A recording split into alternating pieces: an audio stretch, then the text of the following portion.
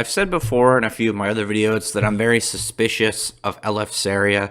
He seems he seems like he's not telling everybody 100% of the situation. He seems like he's hiding stuff, and that he might be up to no good. Especially after the last chapter, chapter 23, or at least the most recent chapter of this video, chapter 23. I feel like some of the parallels given out, but also at the same time, the way that it was shown, that weird stone, what looks to be a doorway of some kind, or a portal. He just seems like he's got a scheme, kind of like a grand scheme in the works, and he's using people to do it. But also, one thing I took a strong note of is we have Diabolos and Magia Dragon. All right, so we have the first guild and the newest guild. The first guild ever within the fairy tale world, and the newest guild that the readers have. Now, between those two, the way that they're placed out is very very interesting, because we have we have this setup with Eleftheria where he's this dragon slayer who can turn into a dragon. He wants to take down the dragon gods for seemingly a good reason. And we have Diabolos, who is all dragon slayer compiled, and seemingly wants to just kill the dragons and eat them. Now, they have a little bit of contrast there, but something in the chapters that I was thinking about is that I think they were laid out as a misdirection on purpose. And what I mean by that is there are obvious comparison bits in there, like I said, like their guild masters, and their kind of placement as the first ever guild in the fairy tale canon, obviously with being the one to start the guild system, and the newest one that we know of as readers as Diabolos.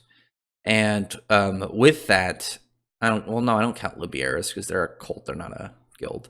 With that, you then look at the panels within the chapter, because not only were they the same size, and that being probably the smallest thing, but a very interesting thing is when you go through the chapters, they're about the same size as where they are laid out, of looking at the guild halls.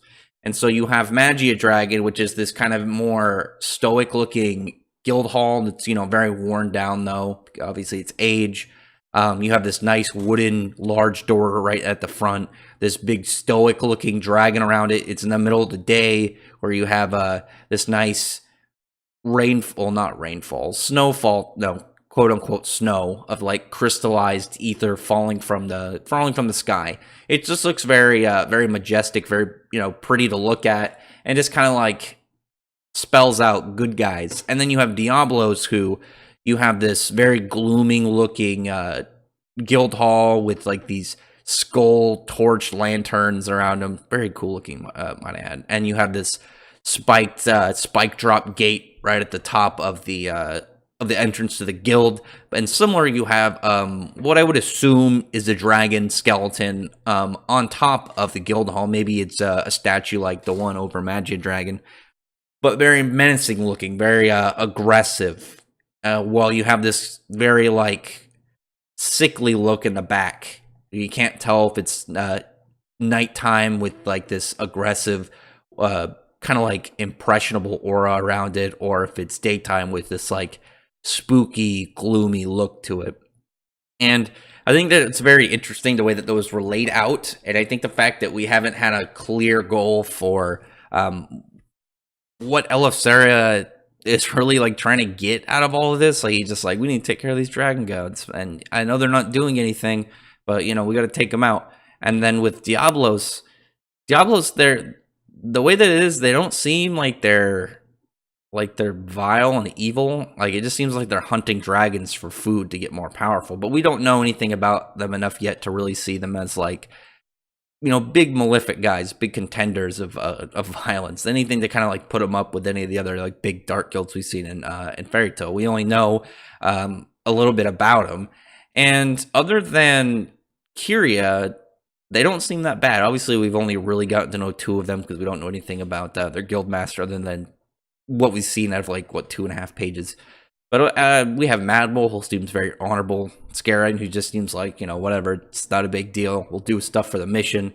And he seemed kind of regretful of taking out Gray because he wasn't a dragon. He didn't really seem to want to he didn't seem very like mourning of having to do it. Like he was like, man, that sucks. I had to take someone out. It was just like, sorry about it.